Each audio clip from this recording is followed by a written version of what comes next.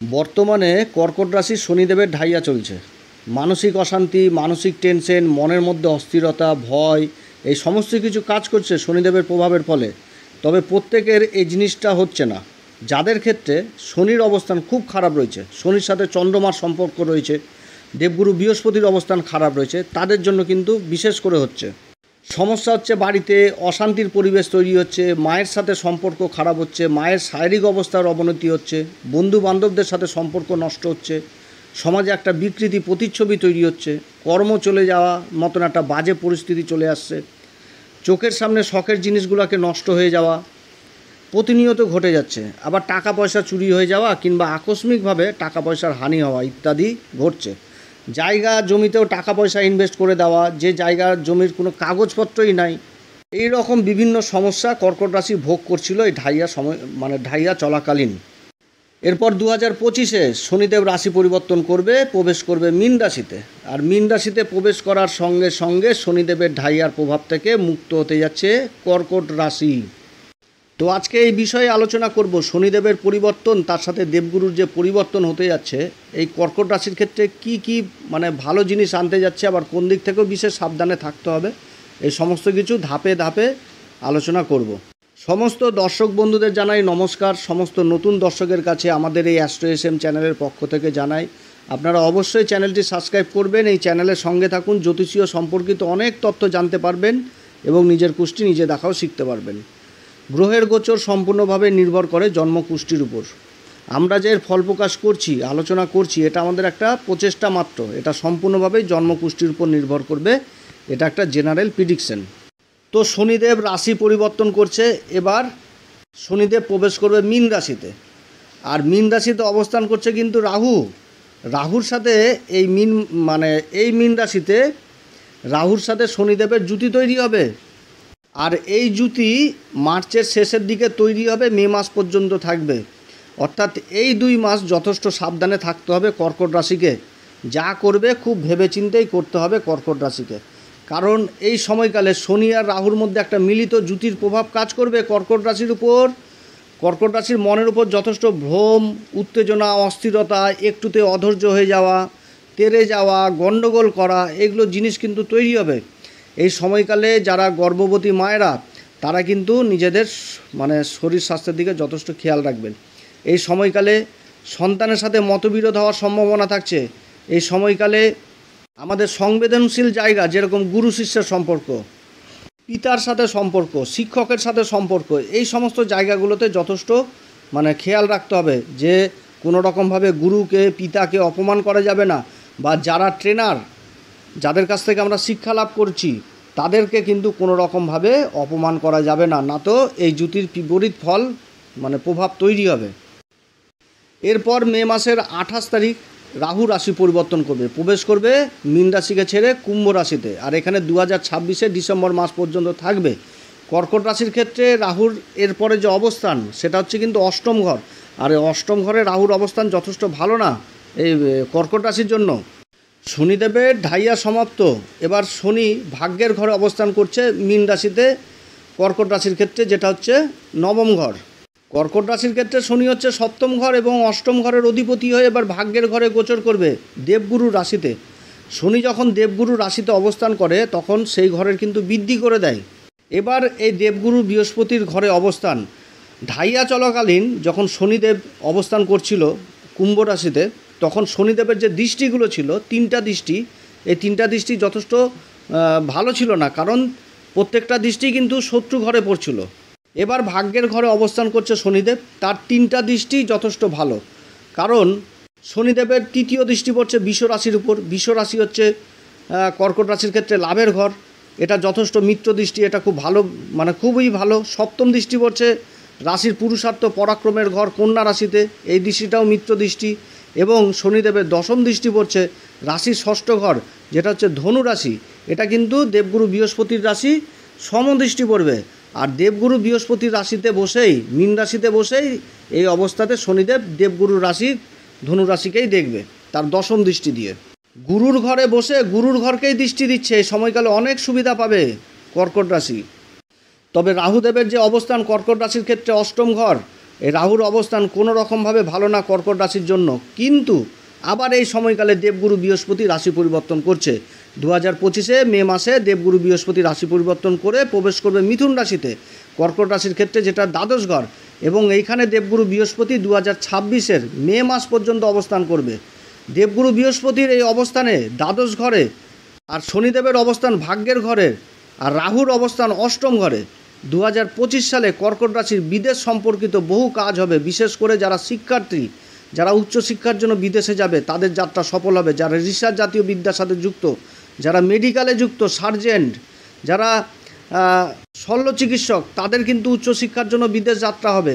আবার দ্বাদশ ঘরে দেবগুরু বৃহস্পতির অবস্থান, তার সপ্তম দৃষ্টি পড়ছে ষষ্ঠ ঘর, অর্থাৎ নিজের রাশি ধনু রাশিকেই দেখবে। আবার শনিদেব তার দশম দৃষ্টি দিয়ে ভাগ্যের ঘর থেকে ষষ্ঠ ঘরে দৃষ্টি দিচ্ছে। এই সময়কালে যারা ইন্টারন্যাশনাল কাজে যুক্ত রয়েছেন, যারা বিদেশে কর্মসূত্র রয়েছেন, যারা বিদেশে যাওয়ার চেষ্টা করছেন তাদের জন্য ভালো। যারা ইম্পোর্ট এক্সপোর্টের কাজে যুক্ত রয়েছেন তাদের জন্য ভালো। আবার যারা দেশের মাটিতেই বসে বিদেশি কোম্পানির সাথে কাজকর্ম করছেন তাদের জন্য এই সময়টা যথেষ্ট ভালো হবে। এই সময়কালে প্রমোশন আদির যোগ রয়েছে। কর্কট রাশির ক্ষেত্রে রাহুর অবস্থান কোনোভাবেই ভালো না। দেবগুরু বৃহস্পতির যেহেতু দৃষ্টি রাহুর উপরে থাকছে কিন্তু সারা বছর, যার জন্য রাহুর দুষ্প্রভাব এই সময় কর্কট রাশির জন্য কাজ করবে না। রাহু একটি পাপ গ্রহ, রাহুর পাপ প্রভাবগুলো অতটা কাজ করবে না। কিন্তু রাহু যেহেতু একটা পাপী গ্রহ, কিছু না কিছু তো একটু ইফেক্ট থাকবে। তাই নিজের শরীর স্বাস্থ্যের দিকে যথেষ্ট খেয়াল রাখতে হবে এই সময়। তার সাথে কারো সাথে কোনো রকমভাবে বাগবিতণ্ডায়, ঝগড়াঝাটিতে কোনো রকমভাবে করা যাবে না। এবং মুখের ভাষার উপর যথেষ্ট খেয়াল রাখতে হবে এই সময়। এই সময়কালে যারা মিডিয়াতে যুক্ত রয়েছেন, যারা ওকালতির কাজে যুক্ত রয়েছেন, যারা সফটওয়্যারের কাজে যুক্ত রয়েছেন, যারা আইটি সেক্টরে যুক্ত রয়েছেন, বা এই সমস্ত কাজের জন্য যারা চেষ্টা করছেন তাদের জন্য আবার এই সময় যথেষ্ট ভালো সময়। এই সময়কালে বাড়িঘর সম্বন্ধিত কাজ হবে, জায়গা জমি সম্বন্ধিত কাজ হবে। কোনো রকম শখের জিনিস যেটা বহুদিন ধরে ভাবছেন যে একটা কিনবেন কিছু একটা শখের জিনিস, এই সময়কালে কিন্তু এরকম একটা যোগ তৈরি হচ্ছে। আবার যারা কোর্ট কেস মোকদ্দমায় জড়িয়ে রয়েছেন তাদেরও কিন্তু সুষ্ঠু মীমাংসায় 2025 সালে অবশ্যই হবে। এরপরে 2026 মে মাসে দেবগুরু বৃহস্পতি আবার রাশি পরিবর্তন করবে এবং প্রবেশ করবে তার উচ্চ ঘর এই কর্কট রাশিতে। এবং এই সময়কালে এই সময় 2027 মে মাস পর্যন্ত রাশির উপরই অবস্থান করবে দেবগুরু বৃহস্পতি।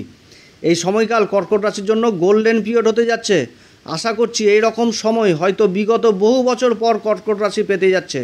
এই সময়কালে কর্কট রাশি মহাভাগ্যবান হবে, যে কোনো কাজ অনায়াসে সফল হবে। কর্কট রাশির ক্ষেত্রে ভাগ্য 100 কদম এগিয়ে থাকবে এই সময়কাল। আমাদের জ্যোতিষশাস্ত্র বলে গ্রহ যখন উচ্চ ঘরে অবস্থান করে গ্রহের যথেষ্ট বল বৃদ্ধি হয় এবং ওই ঘরের শুভ ফলে যথেষ্ট বৃদ্ধি করে দেয়। তার সাথে ওই ঘরে অবস্থানগত গ্রহ যেই ঘরে দৃষ্টি দিবে সেই ঘরে শুভ ফলে বৃদ্ধি করে দেয়। আর দেবগুরু বৃহস্পতি হচ্ছে আমাদের জ্যোতিষশাস্ত্র মতে সব থেকে শুভ গ্রহ। আর দেবগুরু বৃহস্পতি কর্কট রাশিতে উচ্চ হয়ে যাচ্ছে। তো এই সময়কালে দেবগুরু বৃহস্পতির আশীর্বাদ পাবে এই কর্কট রাশি, অনেক অসাধ্য কাজ সাধ্য করবে এই সময়। এই সময়কালে কর্কট রাশি পূর্বজন্মের কর্মের পূর্ণ ফল এই কর্কট রাশি পাবে। উচ্চ ঘরে অবস্থান, তারপর পঞ্চম দৃষ্টি দিচ্ছে রাশির পঞ্চম ঘর বৃশ্চিক রাশিতে, সপ্তম দৃষ্টি পড়ছে রাশির সপ্তম ঘর মকর রাশিতে, এবং নবম দৃষ্টি পড়ছে ভাগ্যের ঘর মীন রাশিতে। আর এই মীন রাশিতেই অবস্থান করছে শনিদেব। তাহলে এখান থেকে জিনিসটা বোঝা যাচ্ছে যে মকর রাশির অধিপতি হচ্ছে শনিদেব। মকর রাশিতে দেবগুরু বৃহস্পতির সপ্তম দৃষ্টি পড়ছে, আর মকর রাশির অধিপতি শনিদেবের উপর দেবগুরু বৃহস্পতির নবম দৃষ্টি পড়ছে। আর শনিদেব দেবগুরুর রাশিতেই অবস্থান করছে। অর্থাৎ এই সময়কালে মহাভাগ্যবান হতে যাচ্ছে এই কর্কট রাশি। সব থেকে গোল্ডেন পিরিয়ড, এই রকম সময় কল্পনাতেই হয়তো করতে পারেনি। এর এত সুন্দর একটা সময় অপেক্ষা করছে কর্কট রাশির জন্য, শুধু সময়ের অপেক্ষা। আগামীতে কর্কট রাশির জন্য খুব ভালো সময় আসছে এই সময়টা। কর্কট রাশি দেবগুরুর আশীর্বাদ পেতে যাচ্ছে বিভিন্ন ক্ষেত্রে, সেটা শিক্ষাক্ষেত্রে হোক, শিক্ষাক্ষেত্রে ভালো গুরুর সন্ধান পাবে এই সময়। পিতার সাথে সম্পর্ক যথেষ্ট ভালো হবে, পিতার সাপোর্ট পাবে এই সময়। উচ্চশিক্ষার জন্য যারা বিদেশে যাবে তাদের যাত্রা হবে। যারা ট্যুর অ্যান্ড ট্রাভেলিংয়ের কাজে যুক্ত রয়েছেন তাদের যাত্রা তাদের ব্যবসা খুব ভালো হবে। কর্কট রাশি বিগত দিনে যে লসগুলো খেয়েছিল কর্মক্ষেত্রে হোক বা ব্যবসা ক্ষেত্রে হোক, সেগুলো যথেষ্ট মেকআপ হবে এবং তার সাথে লাভের মুখ দেখবে। ভাগ্যের ঘরে দেবগুরু বৃহস্পতির দৃষ্টি এবং ভাগ্যের ঘরের শনিদেবের এই অবস্থান, শনিদেব যথেষ্ট শুভ হয়ে গেছে। আর শনিদেবের তৃতীয় দৃষ্টি পড়ছে লাভের ঘরে।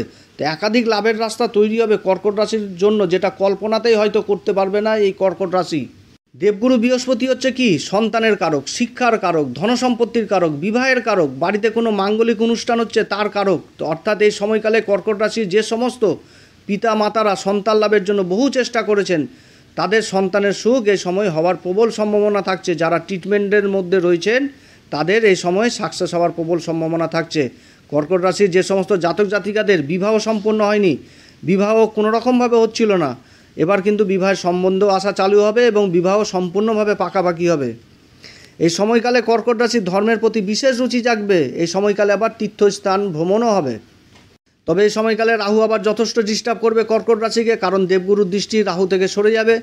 রাহু এই অবস্থানের জন্য শরীর স্বাস্থ্যের দিকে যথেষ্ট অসুবিধায় ফেলবে কর্কট রাশিকে, এবং শ্বশুরবাড়ির সাথেও সম্পর্ক যথেষ্ট এই সময় ভালো রাখার চেষ্টা করতে হবে, কারণ এই রাহুর অবস্থানে এই সম্পর্কগুলো কিন্তু বিচ্ছিন্ন হওয়ার সম্ভাবনা থাকবে।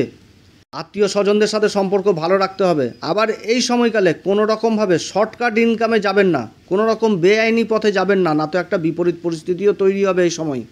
এরপরে রাহু রাশি পরিবর্তন করবে 2026 ডিসেম্বর মাসে। তখন রাহু অবস্থান করবে কর্কট রাশির সপ্তম ঘর মকর রাশিতে, এবং এখানে 2028 জুন মাস পর্যন্ত থাকবে। এই সময় আবার দেবগুরুর দৃষ্টিতে পুনরায় চলে আসবে রাহু। তো এই সময় আবার কেতুও দেবগুরুর সাথে যে অবস্থান করবে, উচ্চ দেবগুরুর সাথে কেতু যে অবস্থান করবে, এই সময়কালে কর্কট রাশির মন আধ্যাত্মিকের দিকে যথেষ্ট জুড়বে, কারণ দেবগুরু বৃহস্পতির সাথে কেতু অবস্থান করছে। এই সময়কালে আবার সংসারে ব্যালেন্স জিনিসটাও বজিয়ে থাকবে। রাহু অষ্টম ঘর থেকে সপ্তম ঘরে প্রবেশ করছে।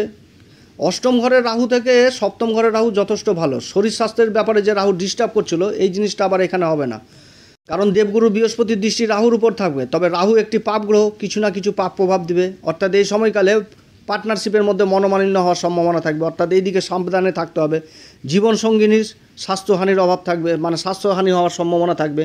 একটু তো অধৈর্য হয়ে যাওয়া, একটু তো রেগে যাওয়া, ভ্রম মনের মধ্যে তৈরি করা, এগুলো কিন্তু থাকবে।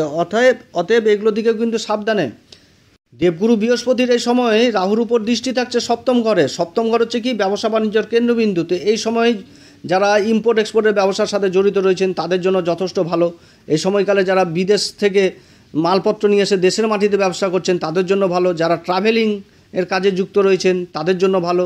যারা সফটওয়্যার ইঞ্জিনিয়ার, আইটি সেক্টরে যারা রয়েছেন, যারা মিডিয়া সেক্টরে রয়েছেন তাদের জন্য যথেষ্ট ভালো। এই সময় মনের মধ্যে একটা অ্যাম্বিশন তৈরি হবে, এগিয়ে যাওয়ার প্রবণতা তৈরি হবে, এবং নতুন নতুন বিচার খেয়াল মনের মধ্যে আসবে, যার জন্য এই কর্কট রাশি অনেক দিক থেকে সাকসেস পাবে। বিশেষ করে যারা টেকনিক্যাল দিকে রয়েছেন তাদের জন্য সাকসেস মানে অবশ্যম্ভাবী, মানে হবেই। এরপরে দেবগুরু বৃহস্পতি আবার রাশি পরিবর্তন করবে 2027 মে মাসে। রাশি পরিবর্তন করে প্রবেশ করবে ধনসম্পত্তির ঘর, যেটা দ্বিতীয় ঘর, আত্মীয় স্বজনের ঘর, মুখের বাণীর ঘর, আমাদের খাওয়া দাওয়ার বিচার এই ঘর থেকে করা হয়। আর এই ঘরে দ্বিতীয় ঘর যেটা সিংহ রাশি, এই ঘরে প্রবেশ করবে এবং এখানে 2028 মে মাস পর্যন্ত থাকবে। আর্থিক দিক থেকে ধনসম্পত্তির ব্যাপারে দেবগুরু বৃহস্পতির অবস্থান যথেষ্ট ভালো হতে যাচ্ছে কর্কট রাশির ক্ষেত্রে। এই সময়কালে কর্কট রাশির ক্ষেত্রে আকস্মিকভাবে ধনসম্পত্তি লাভের যোগ তৈরি হচ্ছে। যেমন কোনো বিবাদিত সম্পর্ক, যে অনেক দিন ধরে গণ্ডগোল অশান্তি লেগেই চলেছে, সেই সম্পত্তিগুলো যেগুলো কোনো মীমাংসা হয়নি, এই সম্পত্তি থেকেও ধনসম্পত্তি লাভের সম্ভাবনা থাকছে। যেরকম ম্যাচুরিটি ক্লেম, তারপরে ইন্স্যুরেন্স ক্লেম, যেগুলো কাগজপত্রের জন্য হচ্ছিল না, এগুলো থেকে টাকা পয়সা পাওয়ার প্রবল সম্ভাবনা থাকছে। আবার যে সমস্ত টাকা পয়সাগুলো ফেসে গেছিলো বহুদিন ধরে, হয়তো মনেই নাই, ভুলেও গেছে, এরকম টাকা পয়সা উদ্ধার হওয়ার সম্ভাবনা থাকছে। দেবগুরু বৃহস্পতির সপ্তম দৃষ্টি এই সময় কুম্ভ রাশির উপর পড়বে, আর কুম্ভ রাশির অধিপতি শনিদেব দেবগুরুর রাশি মীন রাশিতে অবস্থান করছে। অর্থাৎ এই সময়কালে শনিদেবের সাথে একটা তৎকালীন মিত্রতার সম্পর্ক তৈরি হয়েছে। তাই এই সময়কালে এই কাজগুলো হওয়ার যথেষ্ট প্রবল সম্ভাবনা থাকছে। এই সময়কালে আত্মীয় স্বজনদের সাথেও সম্পর্ক যথেষ্ট ভালো থাকবে, শ্বশুরবাড়ির সাথেও সম্পর্ক যথেষ্ট ভালো থাকবে। এবং দ্বিতীয় ঘর থেকে আমরা মুখের বাণীর বিচার করি, অর্থাৎ এই সময়কালে যারা ওকালতি করছেন, চার্টার অ্যাকাউন্টেন্ট, মিডিয়া সেক্টরে যারা জড়িত রয়েছেন, মোটিভেশন স্পিকার যারা, আবার যারা ধর্মের কথা প্রচার করে বেড়াচ্ছেন, তাদের জন্য এই সময়কাল যথেষ্ট ভালো হবে। মোট কথা শনিদেবের এই রাশি পরিবর্তন, তার সাথে দেবগুরু বৃহস্পতির রাশি পরিবর্তন যথেষ্ট ভালো হতে যাচ্ছে কর্কট রাশির ক্ষেত্রে। বিগত দিনে যে সমস্যাগুলোর মধ্যে পড়েছিল এই কর্কট রাশি, তার থেকে মুক্তি পাচ্ছে এই কর্কট রাশি, এবং আগামী দিনগুলো যথেষ্ট ভালো হতে যাচ্ছে এবং যথেষ্ট এগিয়ে যাবে এই কর্কট রাশি আগামী দিনগুলোতে। কর্কট রাশিকে একটাই কথা বলবো, সেটা হচ্ছে যারা এখনও পর্যন্ত গুরুর দীক্ষা নেননি তারা অবশ্যই গুরুর দীক্ষা নেবেন। যারা গুরুর দীক্ষা নিয়েছেন তারা গুরু মন্ত্র জপ করবেন, গুরুর সান্নিধ্যে থাকবেন, মন্দিরের পূজারীদের দান দক্ষিণা করবেন, তাদের পা ছুঁয়ে আশীর্বাদ নেবেন। মোট কথা গুরুর বলে যথেষ্ট বৃদ্ধি করতে হবে, তাহলে কর্কট রাশির বহু সমস্যাই কিন্তু সমাধান হবে। অতএব প্রিয় দর্শক বন্ধুরা, আজকে এতটুকুই। অনেক কথাই কর্কট রাশি সম্পর্কে আলোচনা করলাম। যদি আমার এই পরামর্শ সত্যিই কার্যকরী মনে হয় তাহলে আমাদের এই অ্যাস্ট্রো এসএম বাংলা চ্যানেলটিকে অবশ্যই সাবস্ক্রাইব করবেন। আপনারা সবাই ভালো থাকেন, ঈশ্বর আপনাদের সবার মঙ্গল করুক। নমস্কার, ধন্যবাদ।